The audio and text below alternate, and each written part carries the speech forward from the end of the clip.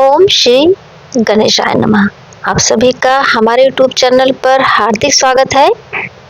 आज रसपान कीजिए पौष मास महात्म के अध्याय 18 की अद्भुत और प्रेरणादायक कथा की। दैत्य उग्रसेन का उदय, देवताओं की पीड़ा, माता पार्वती की तपस्या और बाल रूप गणेश का दिव्य अवतार। त्रेता की पवित्र अवधि में मिथिला देश के गंधकी नामक नगर में राजा चक्रपाणि नाम के एक धर्मात्मा, उदार और न्यायप्रिय राजा राज करते थे। उनकी रानी अत्यंत सुंदरी, पतिव्रता और सौम्य स्वभाव वाली थी। राज्य में धन धान्य और सुख संपत्ति की कोई कमी नहीं थी। प्रजा भयमुक्त, निरोगी और प्रसन्न रहती थी। परंतु एक ही दुख था, राजा रानी के विवाह के कई वर्ष बीत जाने पर भी उन्हें संतान प्राप्ति नहीं हुई।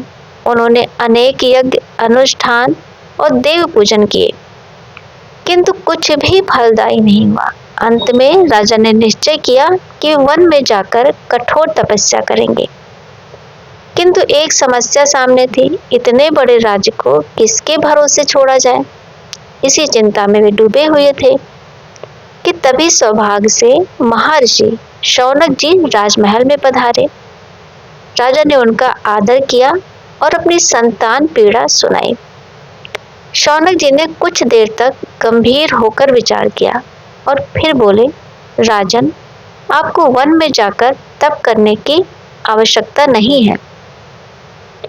आपको यही पुत्र प्राप्त होगा, लेकिन इसके लिए आपको भगवान सूर्यदेव की आराधना करनी होगी। मैं आपको सूर्योपासना विधान बताता हूँ। श्रद्धा और भक्ति से इसे करने पर आपको अवश्य ही पुत्र प्राप्ति होगी। राजा ने पूरे विधि विधान से सूर्योपासना आरंभ की।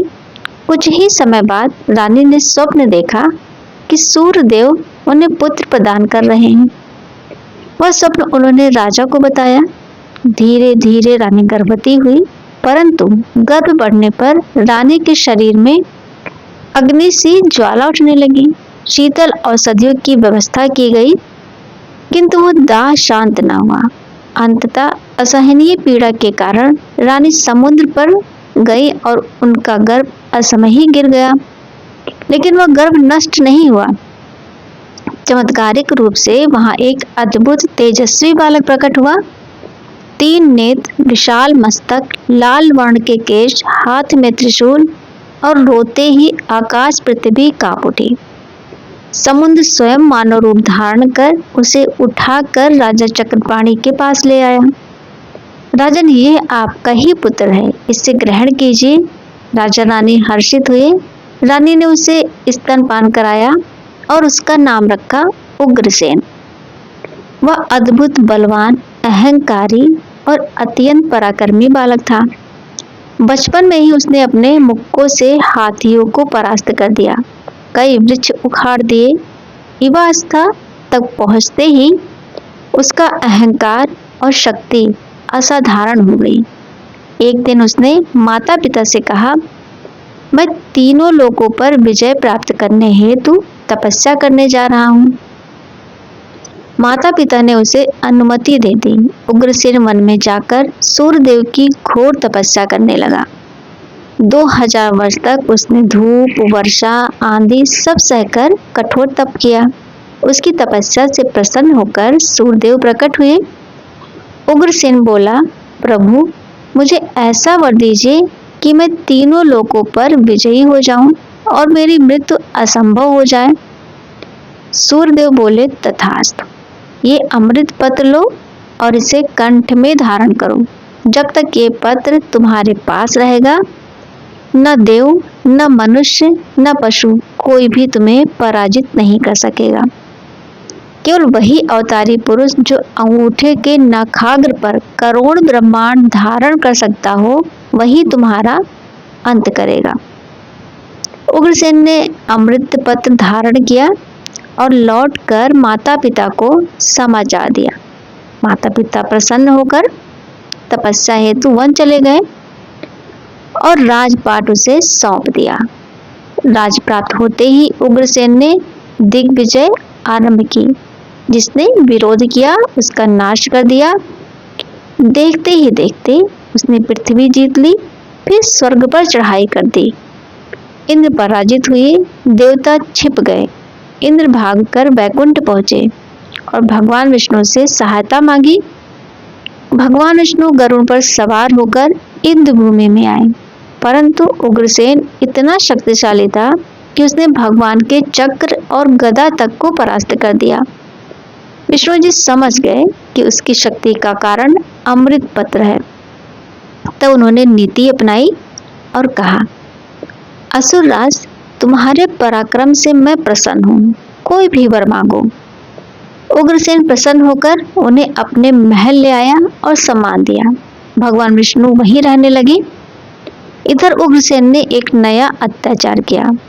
उसने घोषणा कर दी कि कोई यज्ञ न करे, कोई देव पूजन न करे, मंदिरों की प्रतिमाएं हटाकर मेरी प्रतिमा स्थापित करो।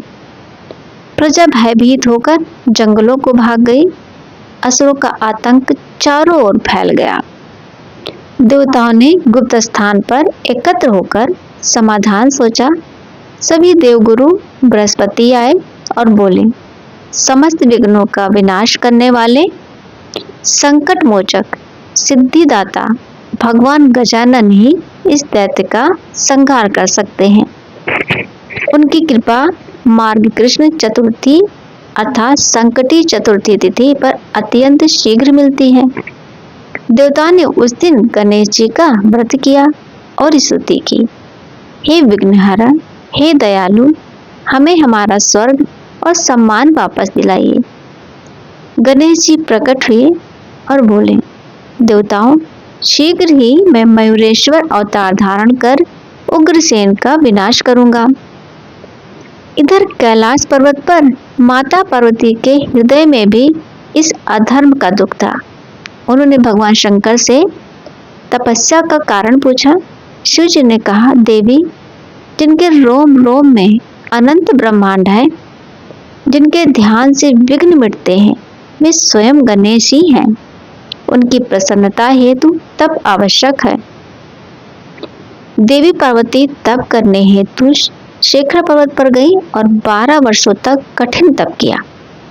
एक दिन गणेश जी ने चतुर्भुज दशमुख दिव्य तेजस्वी स्वरूप में उन्हें दर्शन दिए और वर मांगने को कहा। देवी बोली, प्रभु, आप मेरे पुत्र रूप में अवतरित हो। गणेश जी ने कहा, तथास्तु, और अंतर्धान हो गए। भाद्रपद शुक्ल चतुर्थी को देवी ने दीर्घ पूजा के बाद वह अद्भुत दर्शन पाया। असंख्य कानों, नासिकाओं और हाथों वाला विराट स्वरूप। देवी ने कहा, मुझे पुत्र रथ में दर्शन दीजिए। गणेश जी ने बाल रूप धारण किया। 6 भुजाएं, 3 नेत्र, गौर वर्ण, कमल चिन्ह, अंकुश, ध्वज चिन्ह और चंद्र शोभित मस्तक। भगवान शंकर ने उनका जाट कर्म संस्कार कराया। ऋषियों ने उनका नाम रखा विनायक, गणेश, गणनायक और भविष्यवाणी की, यही बालक विनायक दैत्य उग्रसेन का विनाश करेंगे। तो प्रिय दोस्तों, आज की अद्भुत और अत्यंत दिव्य कथा यहीं समाप्त होती है। अगले अध्याय में आप सुनेंगे मयूरेश्वर अवतार और उग्रसेन का अंत। तो दोस्तों, यदि कथा आपको पसंद आई हो तो प्लीज़ लाइक कर दिया करें, शेयर कीजिए और सब्सक्राइब अवश्य कीजिए। फिर मिलते हैं अगले वीडियो में, तब तक के लिए जय श्री कृष्णा दोस्तों।